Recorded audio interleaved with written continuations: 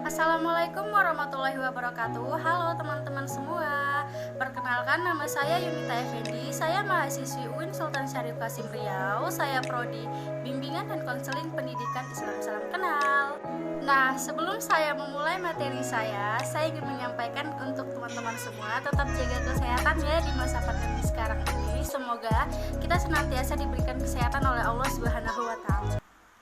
Baiklah teman-teman, materi yang akan saya bahas pada mata kuliah teori BK ini yaitu teori psikoanalisa. Teori psikoanalisa ini yang berdasarkan menurut Sigmund Freud. Baiklah teman-teman, sebelum kita memasuki pembahasan materinya, adapun sekilas biografi tentang Sigmund Freud. Perlu teman-teman ketahui, Sigmund Freud merupakan bapak psikoanalisis. Sigmund Freud adalah seorang Jerman berketurunan Yahudi, lahir di Freiburg, Moravia, 6 Mei 1856. Anak tertua dari 7 bersaudara. Ayahnya adalah pedagang yang kurang sukses di Moravia. Lalu, keluarga Freud pindah ke Leipzig di Jerman juga. Ketika Freud berumur 4 tahun, keluarga mereka pindah lagi ke Wina dan tinggal di sana selama kurang lebih 80 tahun. Pada tahun 1881, ia membuka praktek untuk orang-orang yang mengalami gangguan jiwa dan emosi. Untuk memperdalam ilmunya itu, Freud belajar pada Jean-Martin Charcot, seorang psikiatris di Prancis yang terkenal di masa itu, yang menggunakan metode hipnotis untuk merawat pasien-pasiennya. Dan ada pula Joseph Breuer, seorang dokter di Wina yang mempergunakan teori lain, yaitu dengan cara mengajak pasien bicara mengenai gejala-gejala yang mereka alami, yang lebih dikenal dengan teori asosiasi, biasa disebut dengan Catharis. Selama tahun 1920 hingga 1930, Freud mencapai kesuksesan, namun kesehatannya semakin menurun. Hal ini disebabkan kebiasaan hidup Freud yang buruk seperti merokok, minuman keras, dan memakai drugs. Setelah itu, putrinya Anne Freud meninggal. Freud pindah ke London. Freud mengalami penurunan kesehatan dan meninggal di London pada tanggal 23 September 1939. Itu tadi dia teman-teman sekilas biografi tentang bapak psikoanalisis yang biasanya disebut dengan Bapak Sigmund Freud. A. Konsep teori psikoanalisa menurut Sigmund Freud. Teori psikoanalisa Sigmund Freud itu terbagi menjadi 3. Yang pertama itu istilah psikoanalisa digunakan untuk menunjukkan sebuah metode penelitian terhadap proses-proses psikis yang sebelumnya hampir tidak terjangkau oleh penelitian ilmiah. Yang kedua, istilah ini menunjukkan suatu teknik untuk menyembuhkan gangguan-gangguan kejiwaan yang dialami oleh pasien neurosis. Dan yang ketiga, istilah yang sama juga dalam arti lebih luasnya itu menunjukkan seluruh pengetahuan psikologis yang diperoleh melalui metode dan teknik tersebut.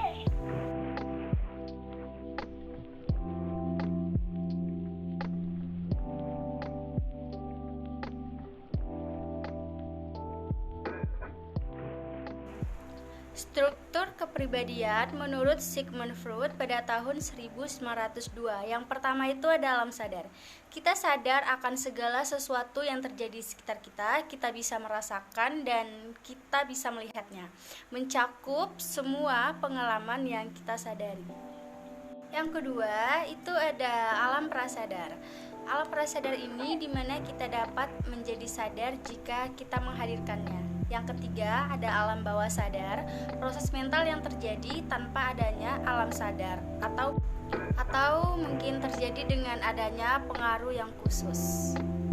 Struktur kepribadian Sigmund Freud ada mencakup yang baru pada tahun 1923 itu ada terbagi menjadi 3. Yang pertama itu ada ID. ID merupakan sistem kepribadian bawaan dari lahir yang tidak bisa kita ubah. Yang kedua itu ada ego. Ego merupakan sistem kepribadian yang didominasi kesadaran yang terbentuk sebagai pengaruh individu kepada dunia objek dari kenyataan dan menjalankan fungsinya berdasarkan pada prinsip kenyataan, berarti apa yang ada gitu. Yang ketiga ada superego. Superego merupakan sistem kepribadian yang berisi nilai-nilai moral bersifat evaluatif. Superego ini bisa memberi batasan mana yang baik dan mana yang buruk. Tahap perkembangan. Tahap perkembangan itu terbagi menjadi 5. Yang pertama itu ada fase oral, di mana kepuasan diperoleh anak oleh mulut. Itu berumur dari 0 sampai 1 tahun. Yang kedua itu ada tahap anal, di mana kepuasan diperoleh anak oleh melalui lubang anus dengan membuang air besar. Itu berkisaran umur 1 sampai 2 tahun. Yang ketiga ada tahap palich, di mana daerah erogen dan pusat perhatian anak ini pada jenis kelaminnya. Ini berkisaran pada umur 3 sampai 5 atau 6 tahun. Yang keempat itu ada tahap laten. Tahap laten ini merupakan perkembangan yang tidak tampak. Dan yang terakhir itu, yang kelima adalah tahap genital. Tahap genital ini merupakan yang dituju dengan suatu objek, tidak dengan seksual melalui diri sendiri, tetapi melalui pada diri orang lain. Perkembangan kepribadian. Perkembangan kepribadian menurut Sigmund Freud itu faktor-faktornya itu dipengaruhi oleh faktor kematangan dan cara seseorang mengatasi ketegangan. Ketegangan sendiri itu bisa muncul karena adanya frustasi, konflik, dan ancaman. Upaya untuk mengatasi ketegangan ini dilakukan individu dengan cara identifikasi, sublimasi, dan mekanisme pertahanan ego. Tingkah laku salah suai. Teori ini mengatakan bahwa kepribadian itu berasal dari masa lalunya. Dalam tingkah laku salah suai ini dapat diklasifikasikan menjadi 4 bagian, yaitu yang pertama, tingkah laku salah suai menurut struktur kepribadian psikoanalisa. Yang kedua, tingkah laku salah suai menurut tahap-tahap perkembangan.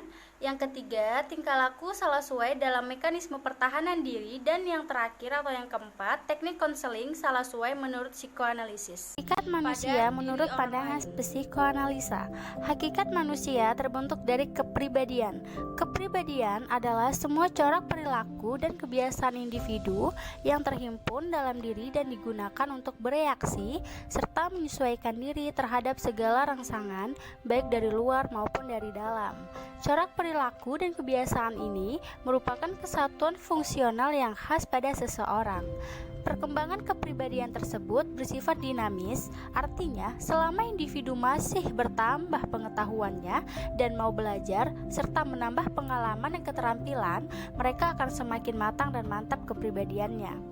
Kepribadian adalah ciri, karakteristik, gaya, atau sifat-sifat yang memang khas dikaitkan dengan diri kita.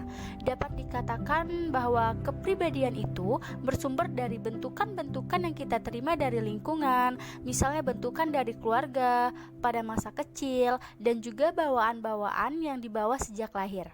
Jadi, yang disebut kepribadian itu sebetulnya adalah campuran dari hal-hal yang bersifat psikologis, kejiwaan, dan juga yang bersifat fisik. Baiklah teman-teman, kesimpulan yang bisa kita ambil dari teori psikoanalisa ini yaitu psikoanalisa menggambarkan perkembangan sebagai sesuatu yang biasa tidak disadari atau di luar kesadaran dan diwarnai oleh emosi. Pendiri teori ini adalah Sigmund Freud. Freud membagi dari 3 elemen dalam pembentukan mental yaitu alam sadar, alam tidak sadar, dan alam kesadaran. Freud juga menggambarkan sebagai id, ego, dan superego. Id yang hanya mengandalkan atau mencari sebuah kesenangan, ego yang berusaha untuk menyeimbangkan antara id dan superego. Sedangkan superego adalah semua hal yang berkaitan dengan nilai dan moral. Nah, baiklah teman-teman, itu tadi materi yang saya bahas tentang teori psikoanalisa. Semoga ilmu ini bermanfaat bagi kita semua. Mohon maaf bila terdapat kesalahan dalam penyampaian kata. Wabillahi taufiq wal hidayah. Wassalamualaikum warahmatullahi wabarakatuh. Sampai jumpa.